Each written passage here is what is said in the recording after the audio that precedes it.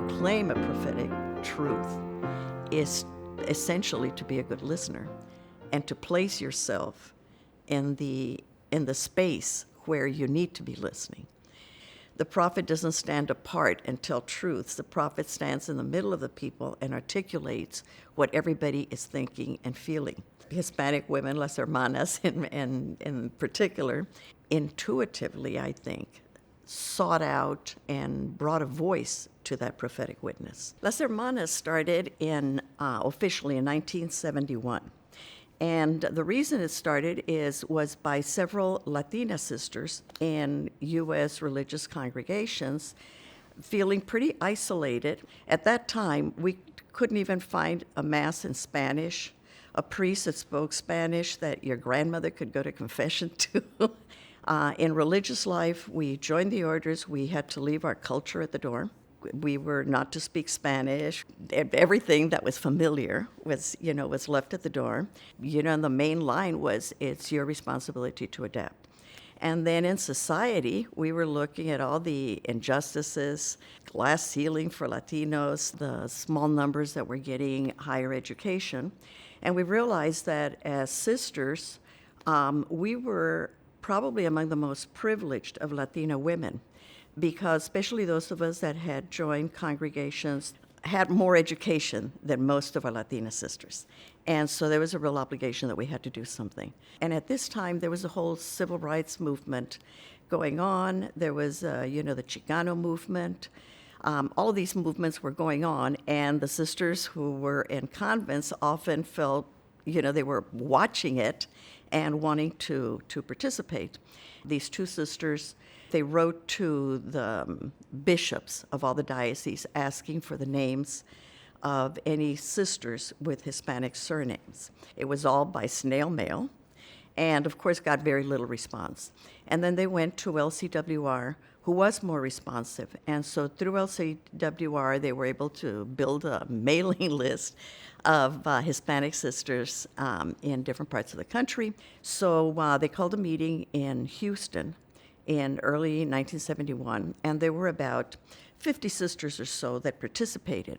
And that was incredible because in those days, things were still pretty strict. So it's not like we could get a letter and say, I'll go to that meeting. First of all, we had no money. We controlled no resources. We had to have the superior's permission. And some of the things that we needed to decide were, for example, what do we call ourselves? And we didn't want it to be anything hierarchical, as madres, like the mothers, we wanted to say the name has to be a name that will place us in the middle of the people, in the middle of the folks, in the trenches. And so Las Hermanas was chosen for this reason. That's how we came on the name, that, it's like that sisterhood. Hermanas means sisters, and so it's that sisterhood with the people and not above or better or holier or anything like this. We all recognize that our grandmothers were way ahead of us on the spirituality business, even if we were sisters. And so I think with Las Hermanas, the most important thing was always of saying, we're looking at creating a space for you as Latinas who have grown up as a minority culture in the United States. This is the only space where any of us can really develop our leadership and have a leadership position, because we're not going to have it in the congregations, and we're not going to have it in the places we work, because as Latinas, people still looked down on us, and many in their congregations were not receiving education, but were working in the kitchen or other domestic work. All of us that had felt so isolated in our own reality came together with other people who were feeling the same way and having the same experiences and engaged in the same struggles. And so coming together as a group was really like an awakening for most of us. And it also, part of that awakening was it also sort of unleashed a lot of rage. And so after that first meeting then, part of the goal where we challenged each other is to claim who we were. We didn't have to hide. We could, speak our language, be who we were, and go back to our congregations and demand to be allowed to work with our own people, because there were great needs there. And so, like, to work with the migrant workers, for example.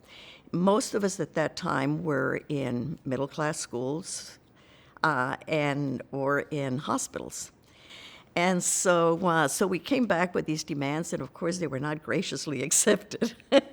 So it became very threatening. And as we became more activist, I say, in our desires and our demands with congregations, many left their congregations. A lot of those first Hispanic women that joined us were sisters that had to leave their communities. But they still had the same desire, really, like how can we help our people progress? If we want to invite vocations from the Hispanic community, then we need to serve that community. And then there was a movement to the parishes. And so for a lot of hermanas, that was very attractive, because you could work in a Hispanic parish, work more closely with the people. For las hermanas, it was to make our way in the trenches, to be where the people were. And so through the years, as they said, we met annually, with las hermanas. And so initially it's all the things we're going to do, and then it became the struggles. This person was fired from this parish because she did this, and this person's having a lot of trouble getting to the people because the pastor wants that, etc. And so more and more people, hermanas, started moving out as sisters hermanas, moving out into different areas, doing, legal work, working in shelters, working with the migrants. And I think that in that way, we really took the church to the people.